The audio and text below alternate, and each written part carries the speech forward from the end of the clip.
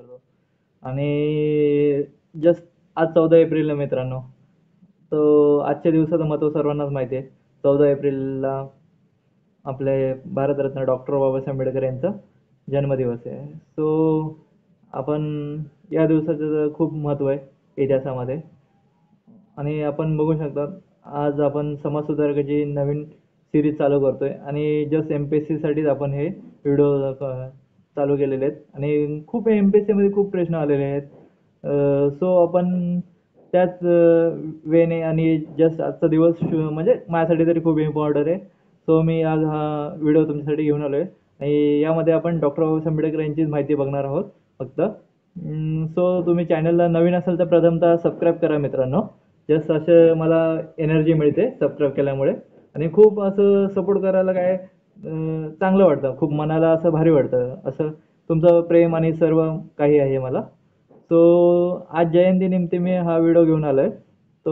सर्वांनी आपल्या आपल्या परीने जयंती साजरी करतात. मला वाटलं जरा विचारांची पण जयंती साजरी करूया आपण. आज विचारांची जयंती. माझे थोडं म्हणजे काय असेल चुका तर तुम्ही सांभाळून घ्या मित्रांनो. आपण सुरू करूया डॉक्टर बाबासाहेब आंबेडकरबद्दल. डॉक्टर बाबासाहेब आंबेडकर स्वतंत्र, समता, बंधुता आणि या तत्वावर समाज उभारणी करण्याचे ठरवले. जाती संस्थेला विरोध आणि समतेला प्राधान्य देणारा लढा त्यांनी उभारला. बहिष्कृत हितकरणी सभेच्या माध्यमातून डॉक्टर बाबासाहेब आंबेडकरांनी समाजाला शिका, संघटित व्हा आणि संघर्ष करा असा संदेश दिलाय. यातूनच पुढे महाड येथील चौदार तळ्याचा सत्याग्रह झाला.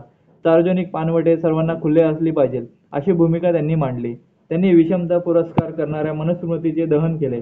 नाशिकच्या काळाराम मंदिरात त्यांनी सर्वांना मुक्त प्रवेश मिळावा यासाठी 1930 मध्ये सत्याग्रह सुरू केला. या सत्याग्रहाचे नेतृत्व कर्मवीर दादासाहेब गायकवाड यांनी केले होते. वृत्तपत्र आणि डॉक्टर बाबासाहेब आंबेडकर यांचे अतूट नातं आहे. जनजागृत करणे, हा लढा उभारणे या कामासाठी त्यांनी वृत्तपत्रांकडे चळवळीचे एक हत्यार म्हणून पाहिले. मूकनायक, बहिष्कृत भारत, जनता आणि समानता असे वृत्तपत्र त्यांनी सुरू केले. कष्टकरी वर्गाला उज्ज्वल भवितव्य लाभावे म्हणून स्वतंत्र मजूर पक्ष त्यांनी स्थापन केला.